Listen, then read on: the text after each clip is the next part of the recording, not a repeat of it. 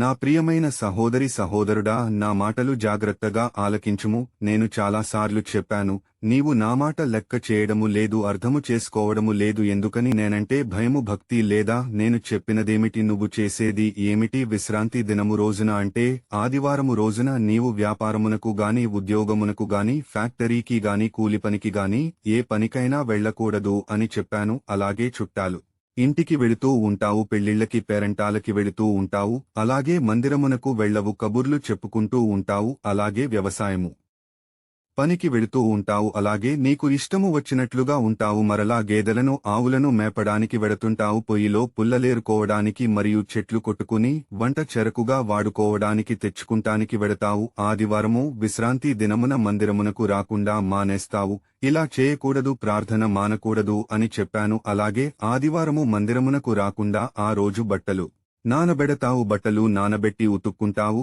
మరియు ఆదివారము షాపింగ్ మాల్కి వెళ్తావు, సినిమాలకి వెళ్తావు, షికారులకు, పార్కులకి, పిక్నిక్లకు వెడతావు.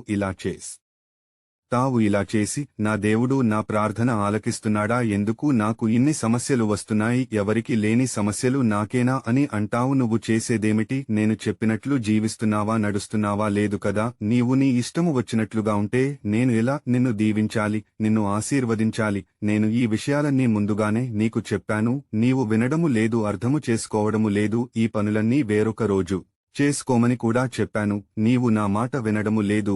బైబిల్ వాక్యము చదువు. నా విశ్రాంతి దినమున వ్యాపారము చేయకుండా నాకు ప్రతిష్ఠితమైన దినమని నీవు ఊరకుండిన ఎడల, విశ్రాంతి దినము మనోహరమైనదనియు యెహోవాకు ప్రతిష్ఠిత దినమనియు ఘనమైన ధనియు అనుకుని దాని ఘనముగా ఆచరించిన ఎడల, నీకు ఇష్టమైన పనులు చేయకయు, వ్యాపారము చేయకయు, లోకవార్తలు చెప్పుకొనకయు ఉండిన ఎడల నీవు యెహోవాయందు ఆనందించెదవు. దేశము యొక్క ఉన్నత స్థలము మీద నేను నిన్నెక్కించెదను, నీ తండ్రియైన యాకోబు స్వాస్థ్యమును నేను భవములో ఉంచెదను. యెహోవా సెలవిచ్చిన వాక్కు ఇది. యెషయా గ్రంథము 58వ అధ్యాయము 13వ వచనము మరియు 14వ వచనము. ఆమెన్.